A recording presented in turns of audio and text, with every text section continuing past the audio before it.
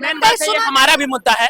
समर्थन की बात तो दूसरी है, लेकिन असल में अगर महिलाएं सुरक्षित नहीं रहेंगी तो हम क्या अलग हैं? हम लोग जंगल में रहते हैं क्या? ये कौन लोग हैं जो लड़कियों को न्याय देंगे? खुद बलात्कारी लोग हैं। ब्रिजभूषण शरण सिंह, प्रज्वल रवन्ना, कुलदीप सिंह सेंगर और यहाँ पे राम रहीम, इन लोगों को पैरोल पे पैरोल मिल रहा है। हाई कोर्ट, सुप्रीम कोर्ट सब बेल दे रहा है और यहाँ पे एक व्यक्ति जो है तड़प तड़प कर जान दे रहा है। तो कैसा व्यवस्था है ये? अभी तक कोई कार्रवाई नहीं होना, ये बहुत बड़ा फेल्योर है। इसलिए हम लोग को आज सड़क पे उतरना पड़ रहा है। त्रिसत्तात्मक सोच है।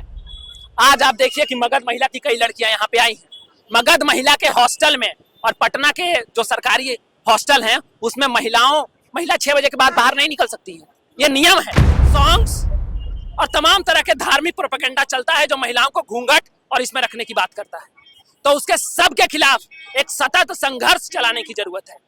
एफआईआर रजिस्टर होने से लेके जब एफआईआर रजिस्टर नहीं हो रहा था तो हम लोग सड़क पे उतरे। सड़क पे उतरने के बाद एफआईआर रजिस्टर हुआ। आगे की कार्रवाई के लिए भी जब सड़क पे उतरे तो फिर से आगे की प्रोसेस बढ़ा है। अब यहाँ तक जब हम लोग पहुंचे हैं तो हमें पूरा उम्मीद है कि जन आक्रोश को स्टेट है जो वो समझेगी और इसके फर्दर कार्रवाई भी करेगी। नीट कांड को लेकर के देश भर में विरोध जो है वो देखने को मिल रहा है। इसकी चर्चाएं अब सिर्फ पटना ही नहीं पूरे बिहार में हो रही है और इस कड़ी में हम आपको बताएं तो इस विरोध प्रदर्शन को लेकर के इसकी गूंज बिहार से लेकर के देश भर में सुनाई दे रही है। हाथों में वो तख्तियां, आंखों में गुस्से को लेकर के जो छात्र छात्राएं हैं वो यहाँ पर सड़कों पर उतरे हुए हैं।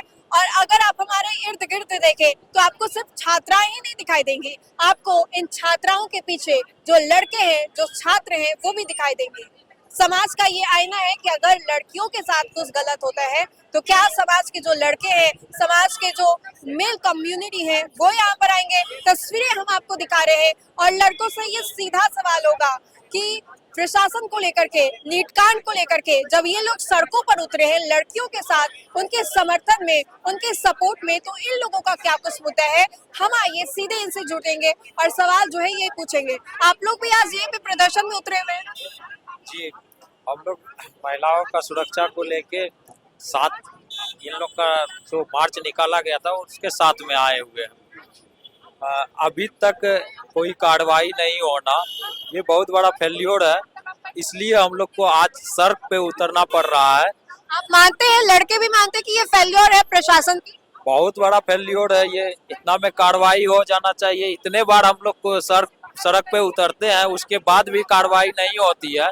तो आज महिला लोग सड़क पे आके उतरी है, आगे हो रही है, तो हम लोग इसको समर्थन दे रहे हैं। समर्थन देते हुए हम लोग यहाँ पे आए हुए हैं। मेन बात है, ये हमारा भी मुद्दा है। समर्थन की बात तो दूसरी है, लेकिन असल में अगर महिलाएं सुरक्षित नहीं रहेंगी तो हम क्या अलग हैं? हम लोग जंगल में रहते हैं क्या? हम लोग, महिला हमारी दोस्त है, बहन है, माँ है, हम भी तो इसी समाज का हिस्सा हैं। लग रहा है कि प्रशासन जो है उतना एक्टिव नहीं है या फिर इनके उतरने से थोड़ी बहुत सक्रियता जो है वो देखने को मिलेगी? प्रशासन एक्टिव नहीं है। वो एक्टिव तब होगा जब हम लोग उतरते हैं। और क्यों एक्टिव होता है? लाठी चार्ज करने के लिए एक्टिव होता है। अभी भी आपको दिखाई दे रहे होंगे पुलिस, कुछ पुलिस के हाथों में वो डंडे आपको दिखाई दे। बिल्कुल। पिछले दिन जो लड़की के जो माँ बाप थे उन्होंने लड़की के लाश को यहाँ पे लाके रख दिया उनके बाद, क्योंकि उनको पता चल गया था कि ये रेप है। लेकिन पुलिस ने हम सभी पर, उस दिन मैं मौजूद था और हमारे कई साथी मौजूद थे, तो उस दिन मैं मौजूद था, तो वहां पे पुलिस ने लाठी चार्ज किया और बड़े कॉन्फिडेंस में आके प्रेस कॉन्फ्रेंस किया। ये लोग मूर्ख लोग हैं, कारगिल चौक को जाम कर देते हैं, पता नहीं होता है लड़की ने सुसाइड किया है। और बाद में 5 दिन बाद जब पोस्टमार्टम का रिपोर्ट आता है तो पता चलता है कि महिला के साथ गैंग रेप हुआ है और उसके बाद महिला ने तड़प तड़प कर जान दी। और उसके बाद जन आक्रोश में जब इतना बड़ा ये मुद्दा बना है तब एसआईटी बना है। और एसआईटी अभी तक 10 दिन हो गए हैं, कुछ पता नहीं चल रहा कि एसआईटी ने क्या किया। समाज की बेटियों के साथ ऐसा होता है तो लड़कों का उस पे क्या पॉइंट ऑफ व्यू होता है? क्योंकि बहुत दफा ये सवाल होता है कि जरूर वो रात को घर से बाहर गई होगी, जरूर लड़की का कोई गलती होगा, या ऐसे सवाल जो है वो समाज में खड़े होते हैं। लड़कों का इस पे क्या पॉइंट ऑफ व्यू होता है? ये पितृसत्तात्मक सोच है। आज आप देखिए कि मगध महिला की कई लड़कियां यहाँ पे आई हैं। मगध महिला के हॉस्टल में और पटना के जो सरकारी हॉस्टल हैं उसमें महिला 6 बजे के बाद बाहर नहीं निकल सकती है। ये नियम है। तो हम क्या महिलाओं को घर में बंद करके उनको आजादी सुरक्षा देने की बात करते हैं?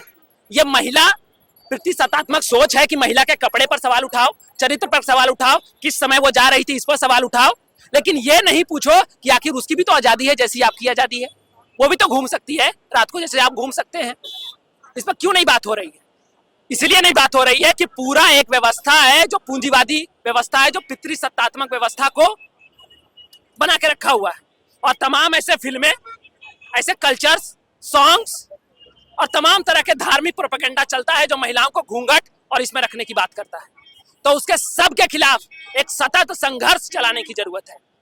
और ये जो रेप होता है, मॉलेस्टेशन होता है, घरों में महिलाओं के साथ जो हो रहा है, वो एक पितृसत्तात्मक सोच का नतीजा है, जिसके लिए हमें एक जुझारू संघर्ष चलाने की जरूरत है।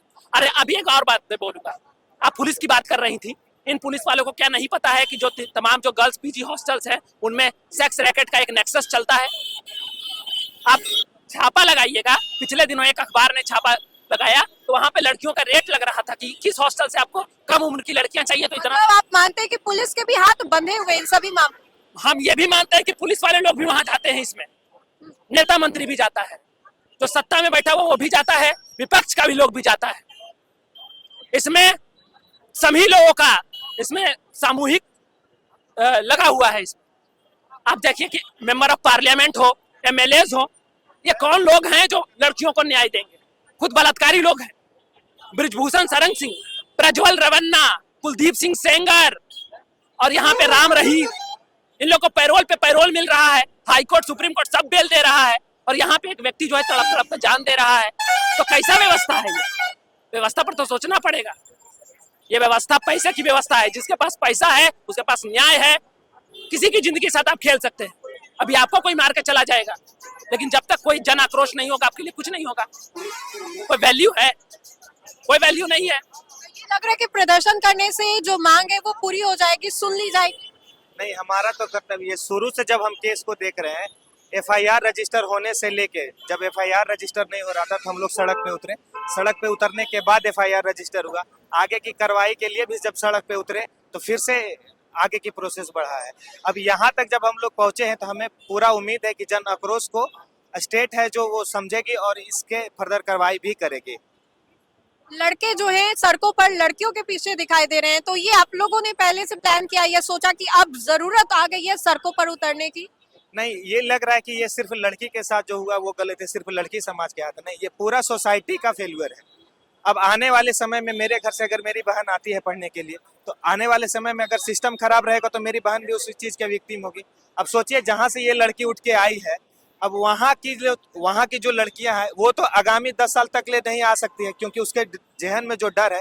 अब सोचिए ना कि उस 10 साल का जो प्रतिबंधित हो गई हमेशा के लिए, जो मेंटली से वो कभी, उसके लिए न्याय का क्या मतलब है? उसके लिए लड़का हो लड़की हो, समाज का किसी भी वर्ग का लोग हो, वो यहाँ पे लड़ने की जरूरत है, ताकि आने वाला सिस्टम में, आने वाला समय में किसी के साथ इस तरह का घटना नहीं हो। ऐसा नहीं लगता है कि जब लड़कियों पर सवाल उठते हैं तो लड़कों को भी बताना चाहिए, सिखाना चाहिए कि तुम किस कायदे में रहो, क्योंकि लड़कियों के साथ जो होता है वो कहीं ना कहीं लड़कों के द्वारा ही ये सब चीजें की जाती है। तो समाज में एक जागरूकता फैलाने की बात है कि लड़कों को भी सिखाया जाए कि जैसे तुम्हारी बहन है वैसे बाकियों की भी बहन है।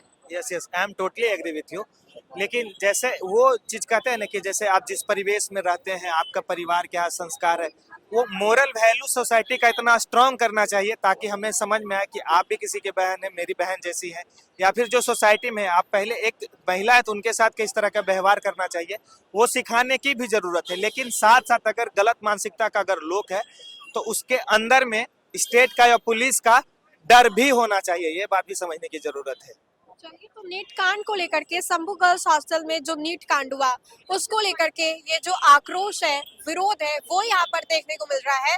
और साफ तौर पे ये लड़कों का कहना है, क्योंकि हमने लड़कियों से जब बातें की, लड़कियों का तो इस पूरी थिंकिंग पर जो उनकी प्रतिक्रिया थी वो निकल करके सामने आई। लेकिन लड़कों का भी यही कहना है कि हाँ ठीक है, समाज में जो कुछ भी हो रहा है सिर्फ इसमें लड़कों का ही दोष है, क्योंकि ऐसे वारदातों को लड़के ही अंजाम देते हैं। और कहीं ना कहीं जब लड़कियों को ये बोला जाए कि आप ऐसे कपड़े पहनो, आप यहाँ मत जाओ, इस वक्त घर आ जाओ, तो लड़कों को भी सिखाने की कुछ जो जरूरत है वो है।